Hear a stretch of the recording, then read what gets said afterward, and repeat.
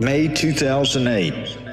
The name Camp Devil Dog might sound like something out of a war movie, but to us, it was just another Marine Corps training base, an isolated post where the days blended into one another, and air carried the smell of sweat, dust, and gun oil, and the rules were as much a part of life as breathing.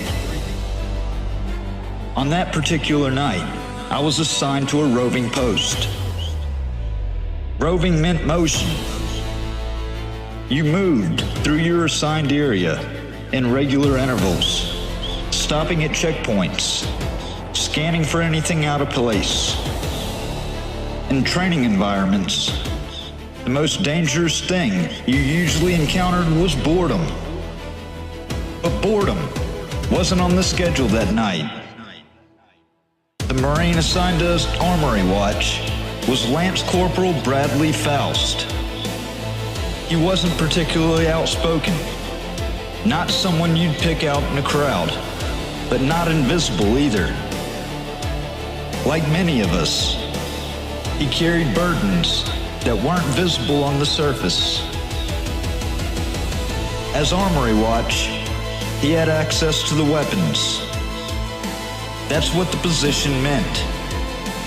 It was a responsibility that the Corps took seriously, entrusting Marines with guarding the very tools of our profession. The night air was still, punctuated only by the occasional call of distant wildlife and the familiar sounds of a military base at night, generators humming, the occasional vehicle passing, boots on the gravel as Marines moved between posts. I had just completed my check of the eastern perimeter when it happened. No one saw it coming. No warning signs that night. No whispered confessions. Just the sound, that unmistakable sound of an M16 set to 3-round burst. In training environments, gunfire was tightly controlled. Live rounds at that hour in that place were never part of the plan. Not only was I close enough to hear it, but I was also close enough to see it. Close enough to get there quickly, but not quickly enough. The scene was something you don't forget. The way the human body collapses when it's no longer alive. The smell of cordite in the air. The weapon still near his hand. The armory racks standing silently behind him, like mute witnesses. Lance Corporal Bradley Foust had made a decision from which there was no return.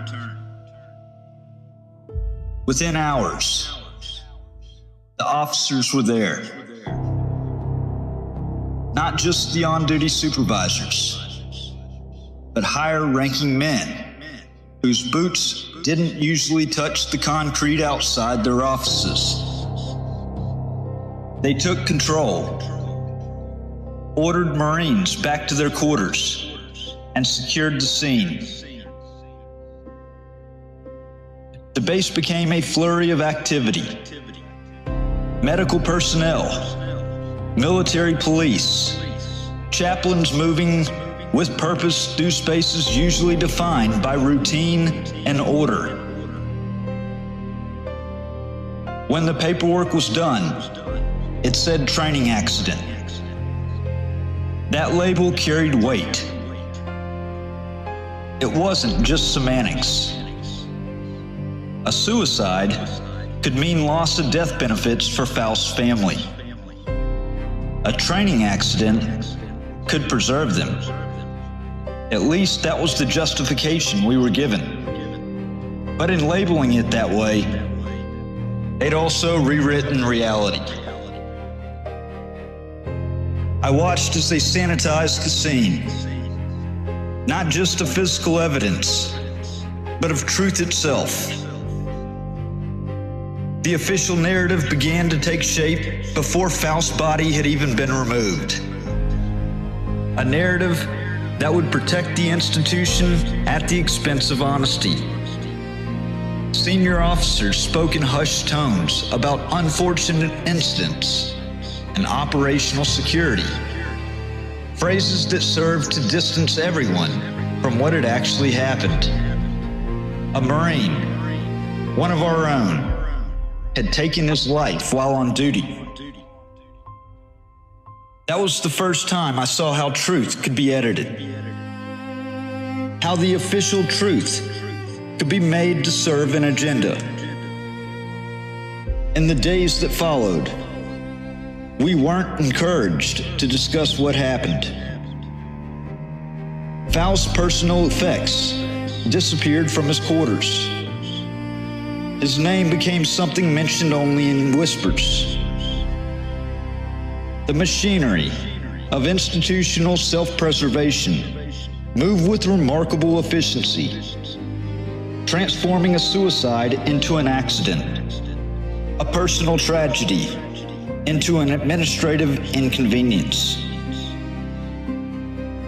I stayed in the Corps after that, but I wasn't the same. That night planted something in me. A distrust, a refusal to take official statements at face value. I began to notice other instances where reality was adjusted to fit preferred narratives. Small at first, then increasingly significant. Training incidents where safety violations were downplayed. Disciplinary actions that seemed more about protecting certain individuals than maintaining standards. Equipment failures attributed to operator error rather than maintenance deficiencies. By 2011, I was discharged. The paperwork said alcohol rehabilitation failure. The Corps made it sound like the drinking was the disease, but I knew better. The drinking was just a bandage on something deeper. PTSD, though I couldn't get it recognized because the incident that triggered it didn't officially exist as a suicide. The system that had rewritten Bradley Foust's death was equally efficient at reframing my struggles as simple misconduct, rather than the consequence of witnessing something that had shaken my faith in the institution I'd committed to serve. Years passed. The memory didn't. One day, I decided to push back. I filed a Freedom of Information Act request, not just for closure, but for proof. I wanted the records on that night, the internal communications, the after-action reports. If the Corps had quietly changed its standard operating procedures because of what had happened, I wanted it in writing, and I got it. Buried in the pages was the change. No more live ammunition for Armory Watch at Marine Corps training facilities. It was an unspoken admission that the training accident wasn't an accident at all. The policy change acknowledged what the official record denied: that Lance Corporal Bradley Foust had died by suicide, and that the circumstances that allowed it needed to be prevented in the future. That FOIA request didn't go unnoticed. Emails started showing up. Some were straightforward denials of certain documents. Others felt more personal. Some carried undertones, the kind you recognize if you dealt with people in power who want you to stop digging. They weren't random. The names tied back to people with connections. Law enforcement, political figures, individuals who on paper had no reason to care about my FOIA request regarding a Marine who had died years earlier at a training facility far from Mississippi. By May 2017, the pressure wasn't just coming from the shadows. It was out in the open.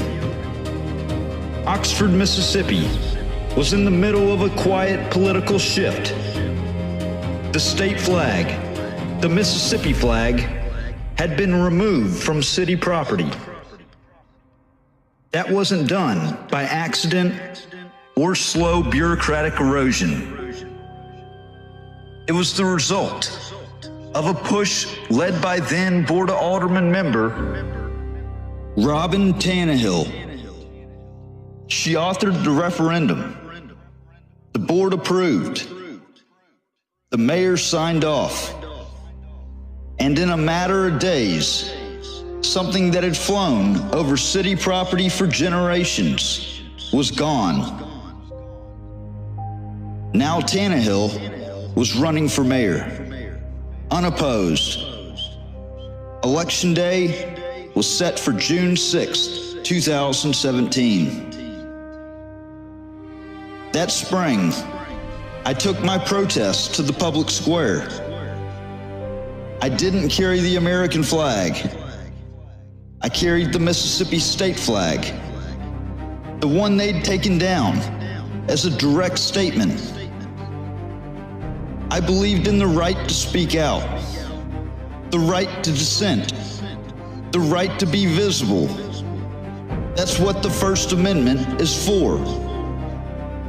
But in Oxford, visibility comes with a price. On May 1st, 2017, I crossed paths with Lafayette County Sheriff's Deputy Timmy Pruitt. He wasn't wearing his badge, just the blank space on his uniform where it should have been. That absence spoke volumes before he even said a word. The encounter was brief, but heated. I asserted my rights. He gave me an order to leave. I asked on what grounds. He told me if I didn't leave, I'd go to jail. Moments later, he made good on that threat. The arrest was caught on camera. That video spread fast, shared by large platforms and pages that reached audiences far beyond Lafayette County. The public reaction was swift and overwhelmingly in my favor. Pruitt's actions were criticized loudly and often. I was told he'd been placed on administrative leave, though some called it a vacation, while county officials decided how to handle the fallout. But the timing was no coincidence. While I was being arrested, my ex, Phyllis Liz Crowder, and her attorney were in Lafayette County Chancery Court filing papers to block me from seeing or speaking to my only child at the time, my daughter Lydia. One hand held the cuffs, while they robbed me of my rights as a father. The rest of May was a steady escalation. The protests didn't stop. The legal moves against me intensified.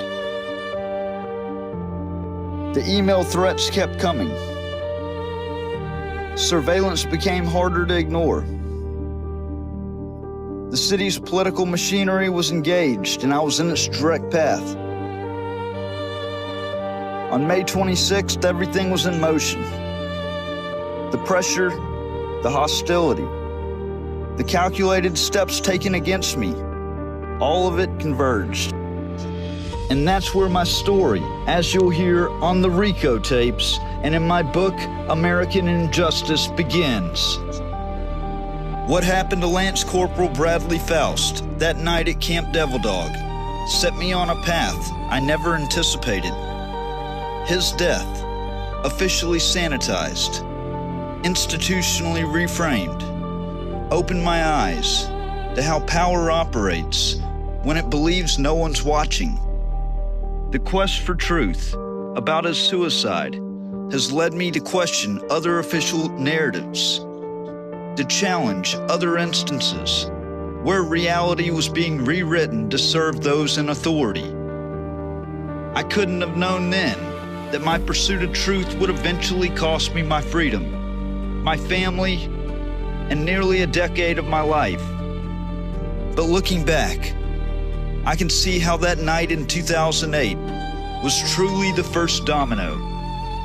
The moment when I began to understand that official truth and actual truth are often separated by a gulf filled with power, politics, and institutional self-preservation.